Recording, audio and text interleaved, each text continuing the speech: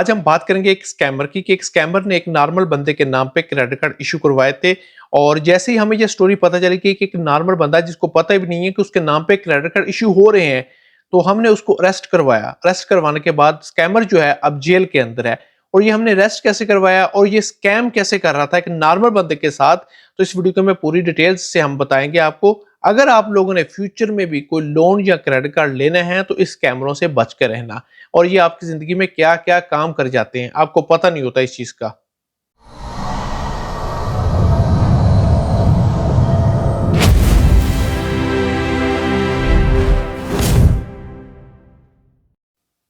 अस्सलाम वालेकुम, welcome back to my YouTube channel. एक आदमी लगातार मुझे व्हाट्सएप और इंस्टाग्राम पे मैसेज किया जा रहा था कि भाई मुझे आपसे काम है।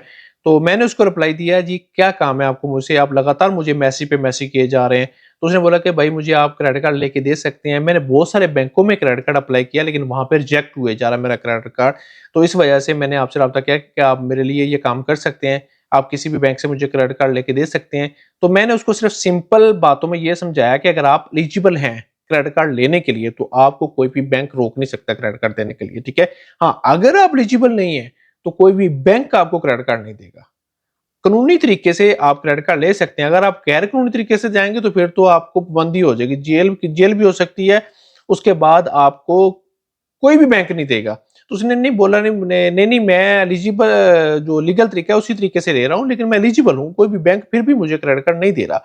तो मैंने ये वेरीफाई करने के लिए उसके डॉक्यूमेंट्स मंगवाए, जिसमें 4 महीने की करंट स्टेटमेंट थी वो, ठीक है। उसके बाद उसकी कंपनी की नाम वगैरह डिटेल्स, जिसमें उसका आ जाता है ट्रेड लाइसेंस आ जाता है वो, और उसके बाद उसका क्रेडिट स्कोर चेक करने के लिए ये चीजें मंगवाई। तो जैसे ही मैंने उसको वेरीफाई किया तो उसकी 4 महीने की करंट स्टेटमेंट थी, ओरिजिनल थी, और उसके बाद ट्रेड लाइसेंस भी था। ट्रेड लाइसेंस चेक किया तो उसकी कंपनी जो थी डीआईबी बैंक में लिस्टेड थी, ठीक है। और उसके क्रेडिट स्कोर, सबसे अच्छी बात, उसका क्रेडिट स्कोर 810 था। नॉर्मल बंदे का किसी का भी 810 हो जाना, जो बहुत सौ क्रेडिट कार्ड ले चुके हैं बहुत सारे बैंकों से, उनका नहीं होता।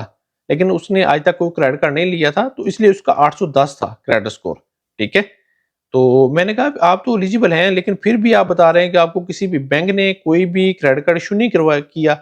तो उसने बोला जी नहीं, मुझे कोई भी बैंक जो है वो क्रेडिट कार्ड नहीं दे रहा। तो मैंने बोला आपको मैं कल तक बताता हूँ कि आप एलिजिबल हैं अभी या नहीं, या बैंक की तरफ से कोई मिस्टेक होगी या आपकी तरफ से कोई मिस्टेक होगी, हम ट्राई करते हैं। तो मैंने कहा मैं आपको कल कॉल करता हूँ। तो मैंने उससे इसलिए थोड़ा सा टाइम लिया था ताकि मैं उस बंदे को क्रॉस चेक कर सकूं कि ये बंदा किसी और के नाम पे तो नहीं क्रेडिट कार्ड लेना चाह रहा, या ये बंदा किसी और बंदे को धोखा तो नहीं दे रहा, उस गरीब आदमी को जिसका ये नाम पे ये क्रेडिट कार्ड लेना चाह रहा उसको तो नहीं फंसा रहा। तो मैंने इसलिए उससे उसका ट्रेड लाइसेंस मंगवाया था, उसकी एमरल्ड्स आईडी मंगवाई थी। तो जैसे मैंने ट्रेड लाइसेंस ओपन किया तो उसमें उसकी कंपनी का नाम वगैरह और उसकी लाइन लाइन नंबर होता है ना, वो लिखा हुआ था। तो मैंने उस कंपनी में कॉल की। मैंने कहा ये बंदा जो है ये आपके पास काम करता है? उसने बोला जी हमारे पास ही काम करता है। मैंने कहा इसका मोबाइल नंबर जो है वो मुझे मिल सकता है?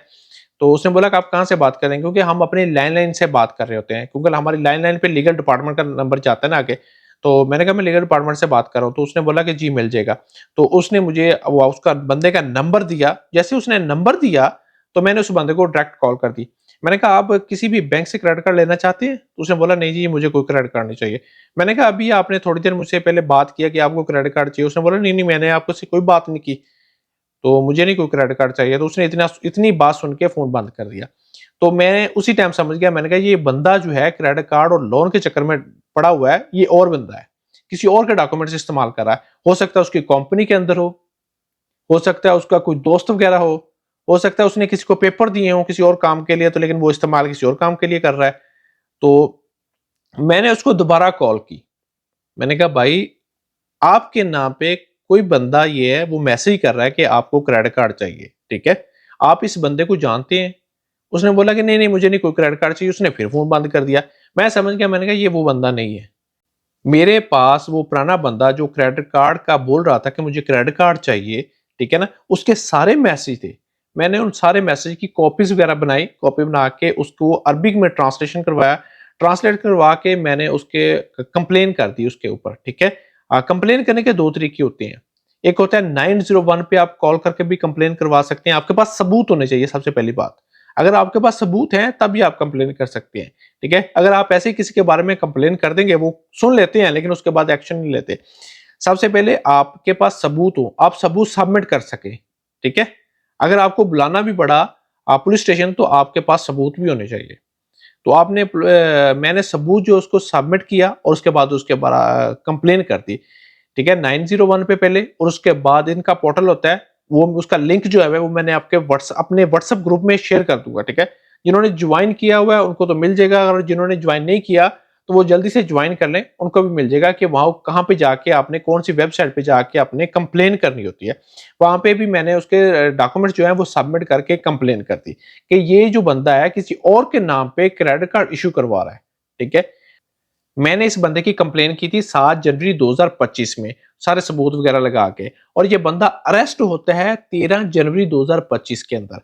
और जैसे ही अरेस्ट होता है मुझे मैसेज आ जाता है, क्योंकि जो कंप्लेनर होते हैं जिन्होंने कंप्लेन की होती है किसी भी बंदे की, वो अरेस्ट होता है तो कंप्लेनर को ही मैसेज आता है कि ये बंदा जिसकी आपने कंप्लेन की थी, जिसके आपने सबूत हमें दिए थे, वो बंदा अरेस्ट हो चुका है, ठीक है। तो जैसे मुझे मैसेज आ गया कि ये बंदा अरेस्ट हो चुका है, फिर मैंने जो जिसके नाम पे ये क्रेडिट कार्ड लेना चाह रहा था, फिर मैंने उस बंदे से राब्ता किया।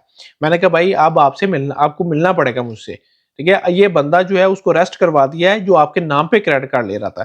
तो हमने उससे जाके मिले, हमने बताया कि भाई ये बंदा था जो आपके नाम पे क्रेडिट कार्ड ले रहा था। मैंने उस बंदे से एक बात और भी वेरीफाई करवाई कि आप इस बंदे को जानते हैं, तो उसने बोला जी मैं इस बंदे को अच्छी तरीके से जानता हूँ। ये बंदा ई कॉमर्स का काम जो है वो सिखा रहा था, तो मैं इसके पास जाता था काम सीखने के लिए ई कॉमर्स का।